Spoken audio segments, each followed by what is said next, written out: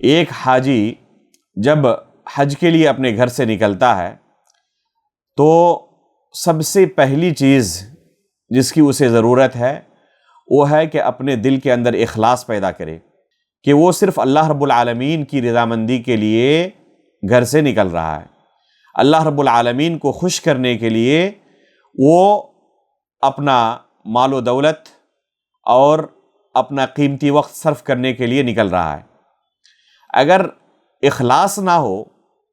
تو یہ تمام چیزیں جو وہ بظاہر قربان کر رہا ہے یہ تمام کی تمام چیزیں رائے گا اور برباد چلی جائیں گی، اور آخرت میں ان تمام اعمال کا اسے کوئی بدلہ نہیں ملے گا، بلکہ اگر اخلاص نہ ہو، ریاکاری کی وجہ سے،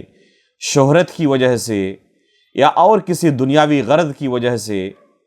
وہ حج کے لیے نکلے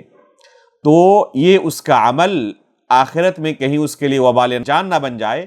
یہ خطرہ اور یہ ڈر ہے۔ اس لیے سب سے پہلی چیز جسے ایک حاجی کو ضرورت ہے وہ ہے